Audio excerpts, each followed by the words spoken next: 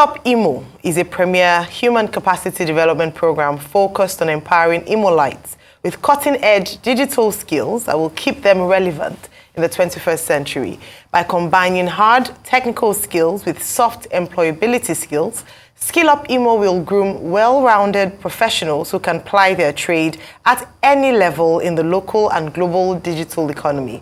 It covers entry and advanced level digital skills such as computer appreciation, device repairs and maintenance, content creation, web design and development, Internet of Things, machine learning, artificial intelligence, big data analytics, cybersecurity, and so on.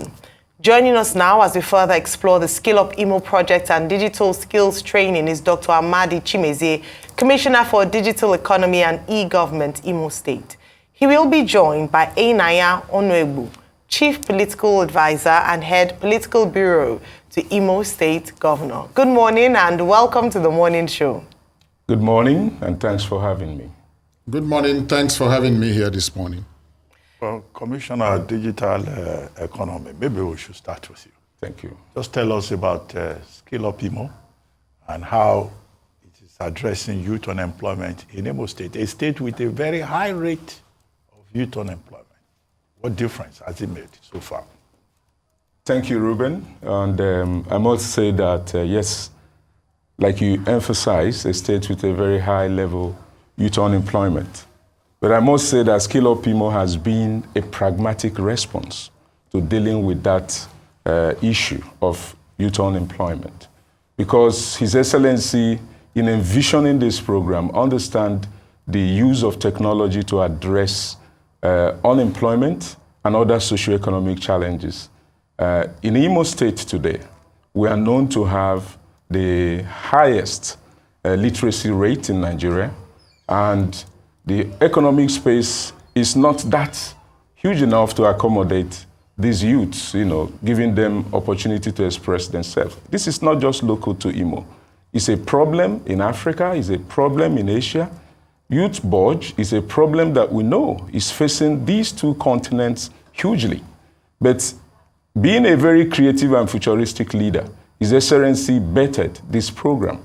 And like the intro said, is a program aimed at equipping Imo youth with cutting-edge digital skills, Industry 4.0 digital skills that could help them ply their trade anywhere in the world, create opportunities for themselves, create wealth, become employers of labor and not seekers of job.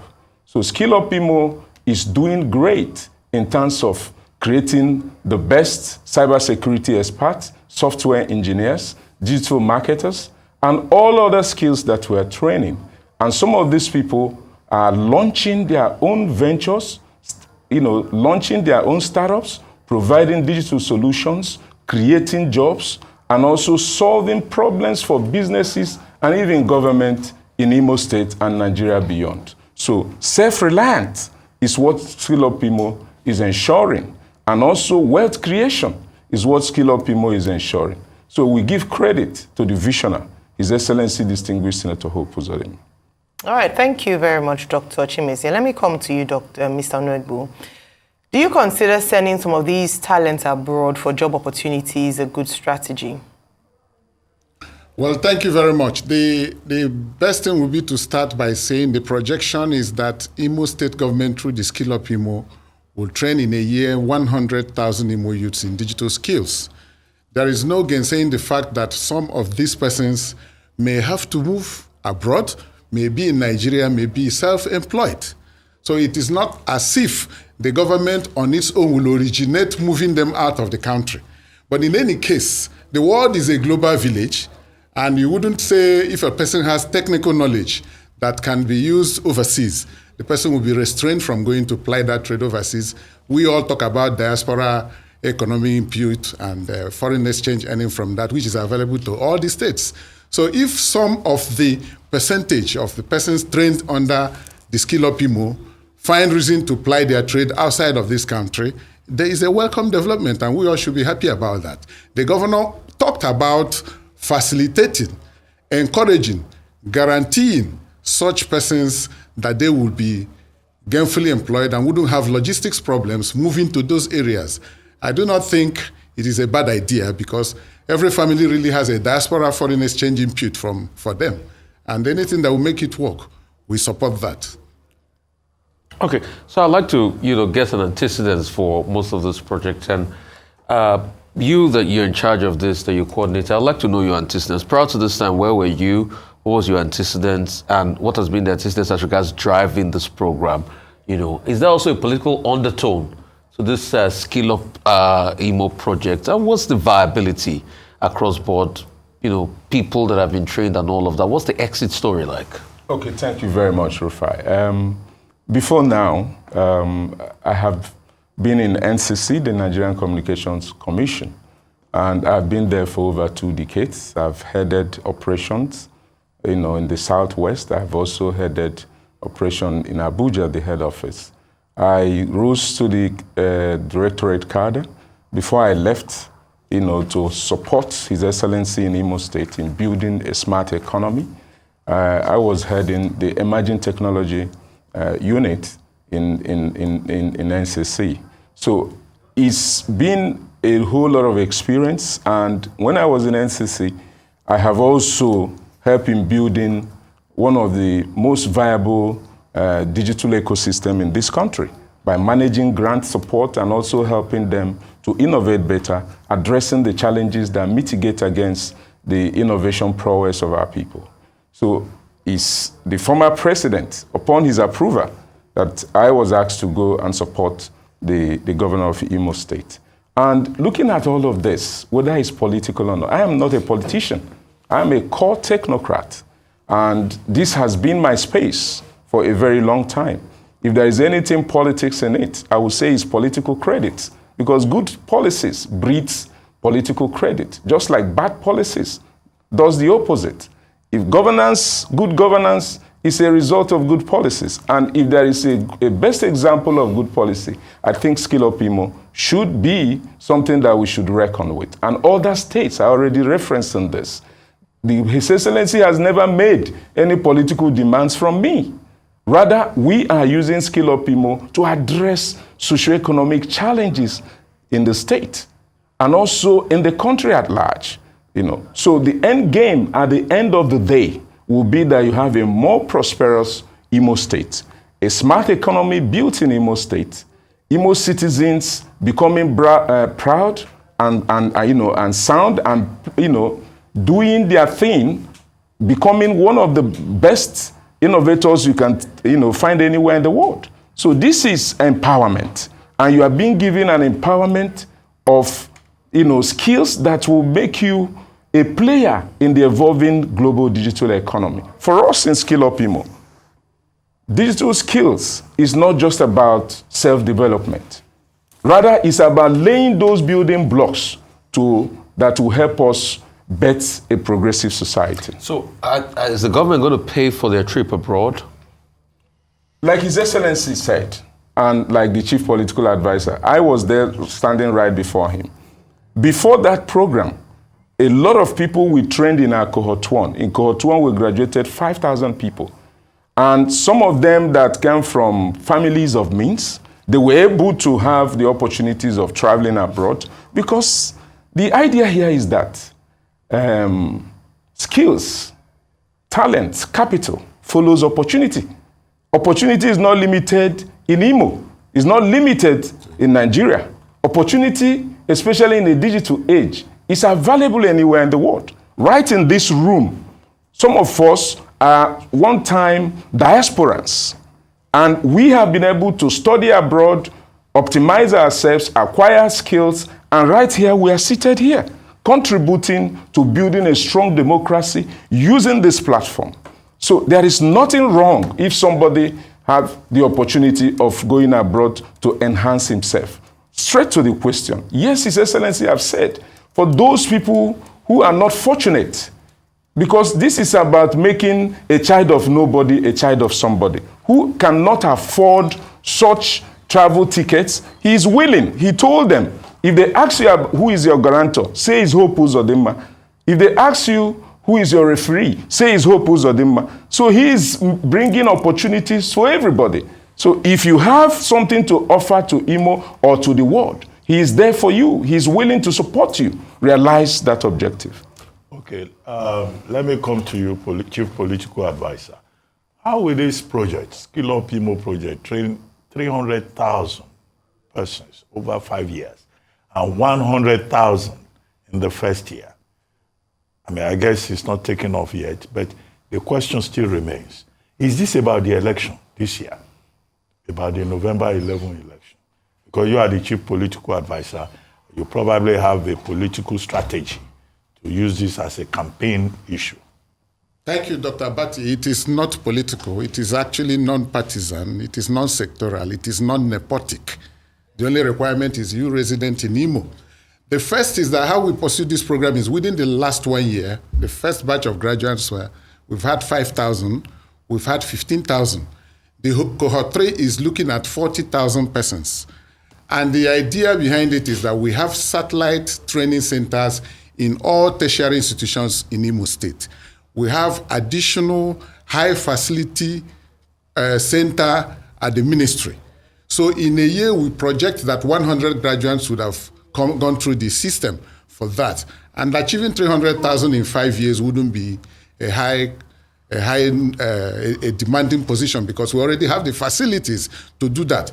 But even at that, this empowerment is not limited to digital skills. You remember the governor had earlier on before now carried out a youth empowerment program that gave 250,000 to 25,000 Imo youths to start up small and medium scale industries and be self-sustaining in employment. That was done in collaboration with the Central Bank of Nigeria. The governor had, before now, without regard to politics, done this believing that his duty is to show the light, because Imo had governors in the past who didn't consider these areas very worthwhile. But now the world has moved into a global village. The empowerment program for youths will be aimed, as usual, to empower them to be self-sustaining. It is not partisan, it is not political. And nobody had accused us of running it for political purposes because this started soon after his coming into office. And anybody who thinks it's political can go out to the street and interview Imo youths. The sons of nobodies, those who had no connection, are benefiting. The admission is online. Anybody can go online and get admitted and be available for training. So it is not aimed at the election because it will even live beyond those of the Imo administration because it's a legacy project for Imo people. And anybody in Imo will tell you there's not been any iota of accusation of political undertone in this. And the governor is known before now as a man who pursues a pan-Nigeria disposition. That is why even when he was in the Senate, he headed a Senate committee that probed the customs and realized over 40 billion for the Nigerian government. When he was in aviation, all the airports got facelift, courtesy of his work. So his track record is not because he's Imo governor. He had been a person concerned with economic development. That was why he had the Southeast Development Initiative as a senator himself. So please, disabuse your mind about politics in this. This is about Imo progress. This is about making Imo one of the states that anybody will reckon with in Nigeria. And maybe that's why the governor is now the chairman of the Progressive Governors Forum, chairman of the Southeastern Governors Forum. We have never had it like this. And Imo people are proud of their governor. I would gladly re-elect him, not because of this project, but because of all he's doing for Imo people and Nigerians to keep Nigeria united, strong, and developing like anywhere in the world. So we don't think it is partisan, and it has never been political and will never be. Thank you. Okay, thank you so much, Mr. Onuegbu. Then come to the Honorable Commissioner. I'd like you to tell us a bit more about this SkillUp project in terms of the age range. So what is the average age range of the beneficiaries? And then the conversation is also, is there any plans for penetration of these skills in basic schools? So in other parts of the world, they are catching them young. You have children as young as 5 years old coding, right? So is there any plans, or is it currently ongoing, whereby these skills are taught in schools, these digital skills? I mean, you're the commissioner for digital skills. So beyond just adults gaining this, are you taking it to schools? Are there children involved in this? And then for Mr. Onuegbu, I'd like to ask you, since you say there's no political undertone, Why now? I mean, of course, you can bring up any great project at any time, but it looks as if it's been amplified as we come close to election period. And so you might not judge people too harshly for assuming that perhaps it just might be an opportunity to be used as a political tool. And you could see there where the governor was addressing a group of people and promising them 4,000 jobs. And you had alluded that this is part of the plans as well, so that their skill to take on jobs is also a part of campaigning. I'd like you to respond to that after the commissioner. All right, thank you very much. Thank you. In terms of the skills range, we have what we call the basic, intermediate, and advanced skill sets. And the basic, it's things like computer appreciation, car tracking engineering, CCTV installation, and other entrepreneurial skills are being taught. Then when you come to intermediate, you have things like UI, UX design, you have digital marketing, content creation, and the likes. In advance, we look at cybersecurity, IoT, AI. Those are the hard courses that are taught in those areas. For the age range, there is no limit for learning as far as this program is concerned. During holidays, parents in Imo State brought their kids to our center. This is like a finishing school. So holidays, they come for coding competitions, they come for hackathon. We have our instructors who are there, guiding them, providing the teaching, the tools. We are well resourced by His Excellency. He has provided state-of-the-art tools, equipment that will enhance learning and teaching. So people, you can walk in at any point in time and start learning. And by the way, this is not paid for by any individual or any learner. It's a purely, scholarship program. It's designed as a scholarship program. So you have the opportunity to walk in and learn. And then for schools, like you said, whether we have plans of domesticating these things in the school. If you look at the Imo Digital Economy Agenda 2022 to 2026, which is the policy trucks that wrap this whole thing, SkillUp Imo is just a strategic initiative from the first pillar of that policy, which is digital literacy and skill. And under it, one of the activities we have there is the Catch Them Young program, whereby we are working with the Commissioner for Education to make sure that these programs are also domesticated in the primary school, in the secondary school, and across board. People are given opportunity to learn.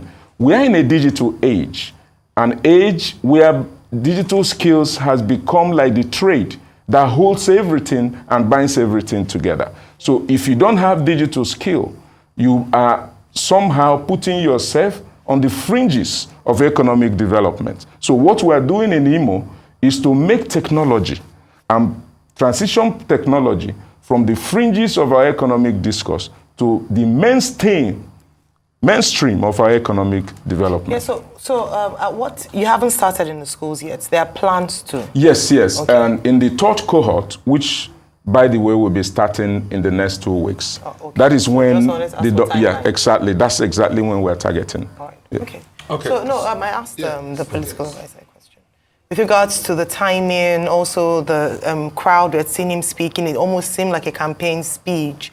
In terms of doing this now, so that we don't want a situation whereby if the governor does win the second term, that's the end of SkillUp projects. That's why we're asking these questions.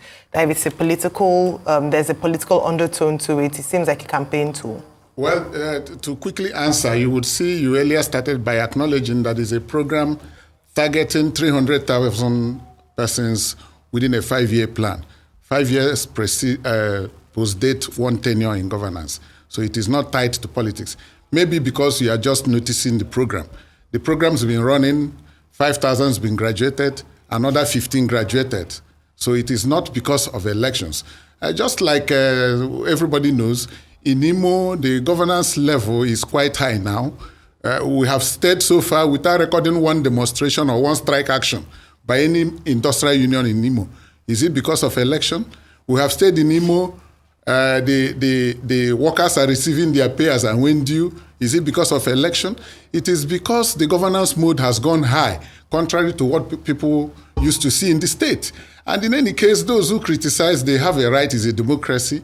People can criticize. But political envy and jealousy must be sacrificed when performance is enhanced and is being seen to be played. We have run a government that has been scandal-free in Imo for almost towards the conclusion of the first term. So it is not because of election, and this program will outlive even the Uzodimma administration, because it's a program everybody will be happy to associate with and continue pursuing. And mind you, we must bear in mind that Imo also is the first state that established a ministry for digital economy and e-governance, styled after the federal government ministry, because our governor served in the presidential committee. And just like he had hunted Dr. Amadi here for this project, he also had hunted Dr. Uche Welike from this federal primary health care to come and establish that of Imo. That is why we have paid the counterpart funding for our primary health care health insurance policies. He also had hunted our then Commissioner for Finance, Dr. Uzoka, who is presently Minister for Trade and Investment. So this governor has a capacity to identify breakthrough top brains who can help us advance beyond what we are used to in Imo. It is not because of election and will never be for election. So we think he's doing well on it. Okay, so I'd like to ask about costs. And I also like to go back to the question about funding overseas trip. Who pays for it? How is this project funded? Because I can see a couple of other companies. Are there also partnerships with a couple of other companies, you know? Have recruitment started going on for those that have been trained thus far? Can you talk to me about those three things? All right, fantastic. This is a fully government-sponsored program. The government of Imo State is bankrolling this. So it's at a cost to the government? Of course. And it's a humongous cost? It is. It doesn't come easy. How much is it? If you think that literacy is expensive, then try literacy. How much is it? Running costs, for instance. I don't have the figures by heart. Okay. It's something we can get back to you on. But also talking about, you asked about whether the graduates are now getting employed and all of that. Yes. There are a lot of examples, even on the graduation day for the second cohort. We had about 8 of them lined up, coming from different companies that have employed them to come and testify. But I would share one interesting story of one of them, who is formerly an Okada rider in Owerri, and who saw the advert and took his chance, went for the pre-admission exam, passed, was admitted, went through the training for 4 months, graduated, and he's today a graphic designer. And what he did was to abandon his bike, and he has started a company on his own, registered with CAC, and he is now providing graphic design services in Owerri. And the man is happier today. He's now saying that he is a CEO. He's no longer an Okada rider. And there are many successful stories like this. And the other part of your question is regards to partners. When you have good policy, people like to buy into it. And part of our pillars is the 6th pillar of the Imo Digital Economy Agenda 2022 to 2026. That's the idea, is collaboration and partnership. That's the 6th pillar. And we've been welcoming partners like Zynos, like Konga, like Wakanow.com, who have seen the success that we have recorded in terms of human capital development for the sector. Do you have some foreign companies partners? Of course. Like which company? We have Cisco. Cisco is partnering with us. In fact, Cisco have recognized MDEG, which is the Ministry of Digital Economy, Imo State, as one of its prime training center in the Southeast today. They gave us a certificate of recognition. It's there. So we are partnering with them. We're also partnering with Cisco. Cisco has also given us the same recognition. So a lot of Cisco just now. Sorry, Microsoft rather. Okay. Yes, sorry. Microsoft has also given us that same recognition. So most of our trainings go through Cisco certification, especially in cybersecurity and LAN networking.